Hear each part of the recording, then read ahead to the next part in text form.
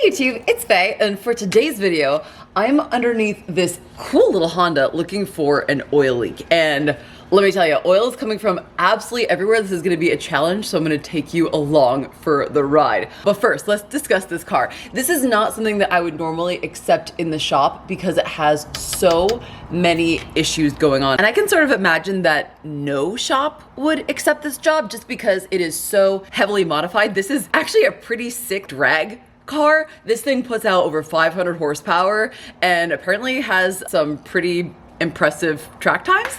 But all I know is it was very difficult to drive. It was very difficult for me to get into the shop. The clutch is extremely aggressive and it also didn't want to start. This car is full of problems. That being said though, while it does need a lot, he only wants me to fix the oil leak. So we're gonna go through that today. It also needs lug nuts on every single wheel, but check out how bad this oil leak is. Look, that oil is actually on the brake rotor backing plate and it's just entirely, it's all over, look, it's all over the back of the backing plate and all in the wheel as well. Oil appears to be pretty much coming from every single orifice on this vehicle. The customer thinks it's an oil pressure switch, so he put one in the passenger seat for me. And he also thinks that there's a hose that is leaking, so he also provided me with a length of hose. Let's get into it. Let's see what is actually leaking on this car. Now, before I jump right into my diagnosis, there's a couple things about diagnosing oil leaks that I want to talk about. First is that when diagnosing and repairing oil leaks, I generally accept the theory of gravity that I like to start with my repairs from the top of the engine and work my way down. Sometimes you'll see a really badly leaking valve cover gasket that will then leak down the side of the engine and maybe like collect along the ridge there where the head gasket is, and it can appear to be a head gasket leak when it's actually not. So I always start my repair. I mean, I'll always start from like the worst thing, obviously, but when you're seeing a whole bunch of things, like in this case, we'll sort of start from the top and work our way down when we're prioritizing repair. Also, something as bad as this, I will start by cleaning the engine because it's really hard to tell where things are coming from, right? So, and I do charge for that. This is something that does take a technician time. So I will typically start with half an hour for cleaning an engine. I know it sounds excessive. I guarantee you it's not. There's a lot of aftermarket stuff going on. The timing belt is exposed. There's some crazy wiring going on. I'm not just gonna pressure wash this thing like crazy, right? I'm gonna wash it with care so as not to cause more harm than good when diagnosing. Also, I'm gonna add in this UV dye. Now, I actually purchased this in much larger containers, but this is 1 ounce. This is good for one small engine, one little 4-cylinder engine. So I tend to just like fill this up and use this as my measuring stick. And then I also know how much to charge the customers. This is about like $10 to $15 of dye. I will charge the customer for that. Now I'm gonna add this in and then we're gonna run the engine for 5 to 10 minutes.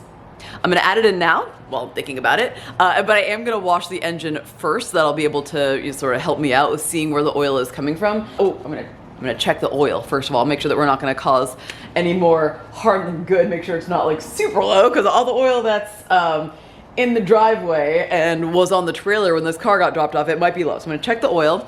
I'm gonna add in the dye. All right, let's get into it. So the oil actually looks pretty clean and it only looks about a half a quart low. And the customer provided this oil, so we will top it off. Perfect, okay. Now I'm gonna put in the whole container of dye.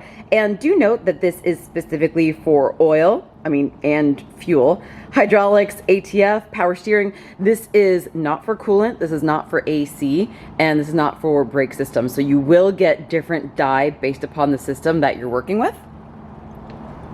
Put the whole bottle in there. So now I'm gonna fire up the car and run the engine for 5 to 10 minutes and then shine my UV light, use my special glasses, and let's see if we can tell where the oil leak is coming from or originating from by tracing the dye. So, here we go.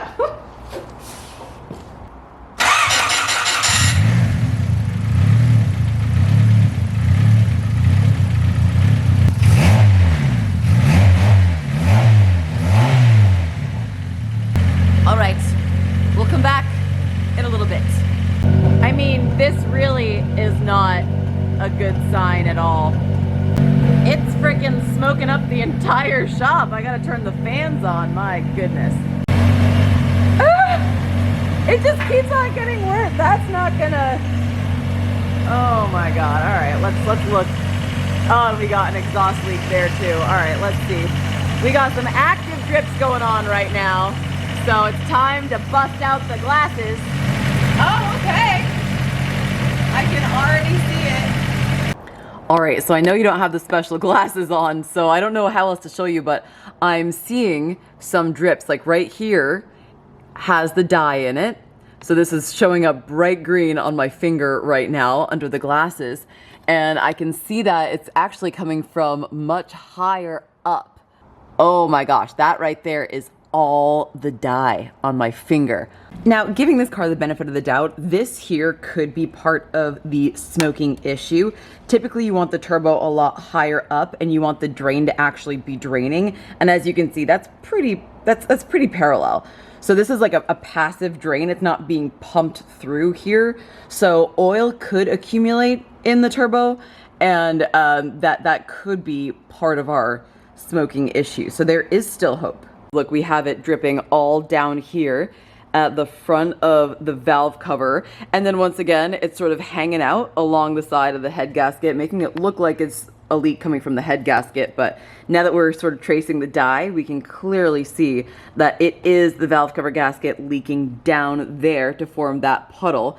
But it is, you can see it just like leaking all the way down the engine block. So definitely valve cover. I'm wondering if I can start by just tightening these bolts, because look, oh my gosh, the dye is right there as well. And I can see now, once again, I'm wearing the glasses, you are not, but you can still see the dye a little bit with just the UV light, although the glasses really help make it pop. Oh, and there's more over here. So I do highly recommend that if you purchase the dye and the light, which went off, there we go, that you also get the glasses as well. It's just part of a kit. So over here, yeah, look, okay, the valve cover is puking, and it's right all there down on that seam where the head gasket and block meet. But yeah, it is, wow, look at it all the way across. It is totally originating from the valve cover. So let's see, first of all, oh, and it's getting all into the alternator. He did just recently say he replaced the alternator. We can see why. Look, the dye is actually down inside of the alternator. So if we don't fix this leak, the alternator is going to go bad again for sure. So we'll start by seeing if we can tighten the valve cover. And then if that doesn't work, I will see about if the customer is okay with me just replacing the valve cover gasket. But let's see what we can do for free first. All right, let's see.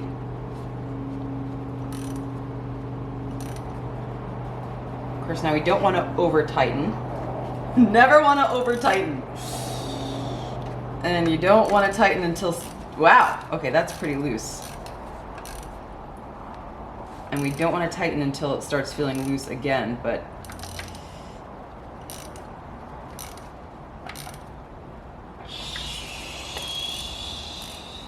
oh, so loose.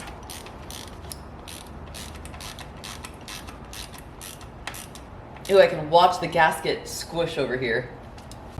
All right, now that I tightened that down, I'm gonna clean everything back up and run it again and see if we see the dye there or if we solved at least one of the problems.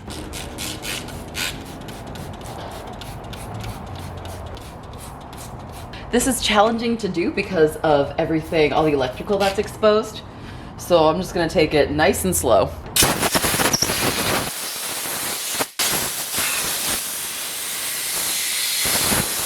Now that I've cleaned it all off and given it some time to dry, I am gonna run the engine again, but I also do see the oil pressure switch down in here. Oh gosh, it's gonna be so hard to show you. So I'm actually gonna get the bore scope set up on it, and I'm going to record and I'm gonna watch and just see if there's any leakage that occurs while I'm running the engine again. I did just sort of put my finger up underneath it and feel it, and I didn't feel any oil leaking from it, but I just wanna make sure that I do a thorough inspection of it in there, just because the customer was very concerned about the oil pressure switch being the cause of the leak. That and a hose, but the hose is bone dry, so I'm not gonna go and replace things that don't need replacing. Now I'm gonna run the engine again and just double check my valve cover gasket and see if I actually do have to replace it or if just tightening it was enough. And at the same time, I'll be able to see if there's any leakage going on from the oil pressure switch. Then I can see if the customer was right.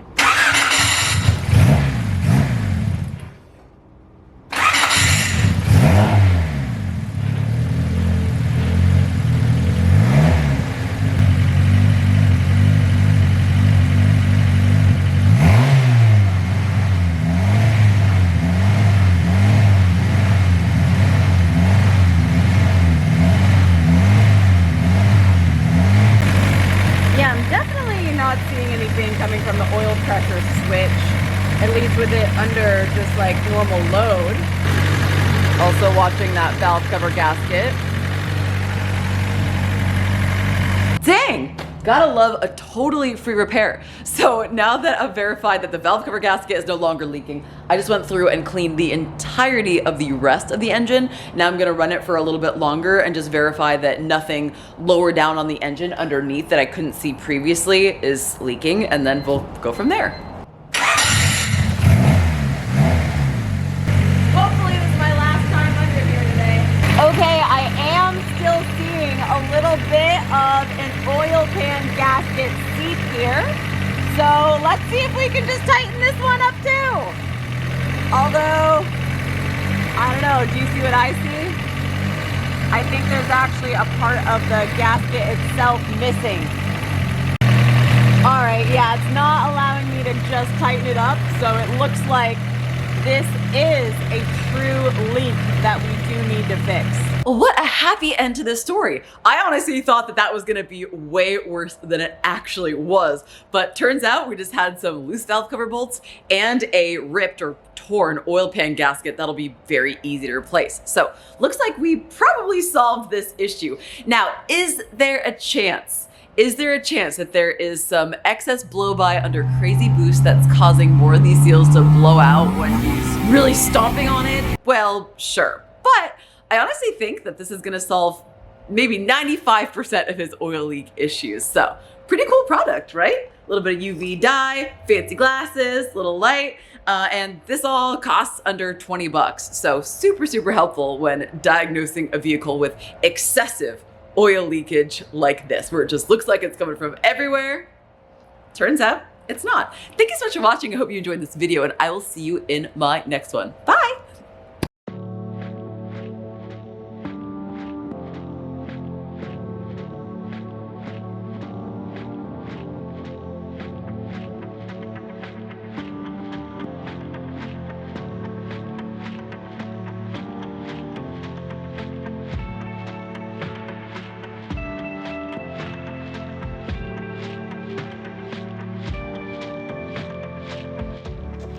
Today is a very lucky day for the chickens because they are getting pizza leftovers. Are you kidding me, guys? How much do you love me? How much do you love me, cuties?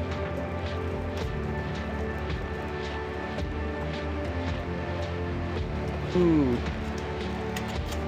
Pepperonis and tomatoes too. We're just gonna give you a whole stack of this.